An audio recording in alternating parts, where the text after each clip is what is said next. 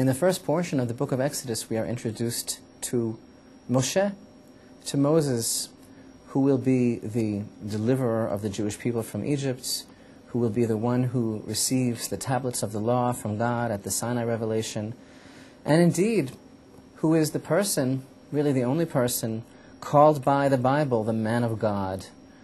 Moses, who achieved a singular relationship with the Creator, who spoke to him face to face, who rose to a spiritual stature and height that was unparalleled.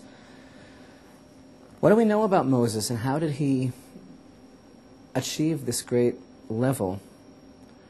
Well, when Moses first confronted the great sight of the burning bush, from which God chose to address him for reasons of his own, we are told in chapter 3 of the book of Exodus, Moses saw this incredible sight, the bush that was on fire but that was not consumed, and he says, "I will turn and I will see this great sight. Why is the bush not consumed?" He says, "I will turn." And interestingly, in our tradition, there is a question amongst the sages as to what does this mean exactly when Moses said, "I'm going to turn and see this." There are those who say that Moses meant, "I'm going to walk a few paces in that direction and get a better look." And there are those who maintain that the intention of Moses here was merely to say, "I'm going to turn my head in this direction." We have several great schools of thought that are deliberating, according to tradition, the inner meaning, the secret meaning of these words. What does it mean? "I will turn to see this great sight." Does it mean I will walk over there?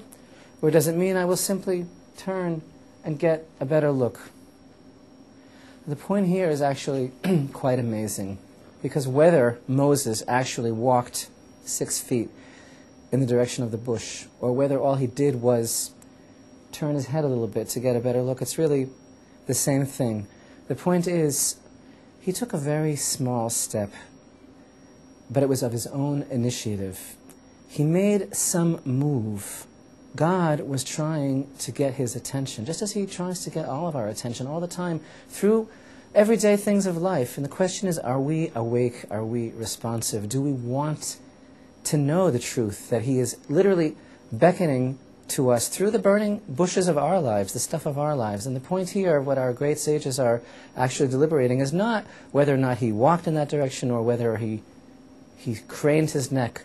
The point is, the emphasis, what we're trying to understand here, is that God indeed looks for us. It's not only a question of our looking for him, and he gives us signals all the time, but we have to be there and show that we are going to be ready to hear, ready to see. He's always beckoning to us, but do we have the wherewithal, the gumption, the nerve to take him up on the offer and to take that little step, whether it's just a few feet or perhaps even just a turn in the direction, to show some interest, some sign of life, that just as he is always there for us, can we also be there for him?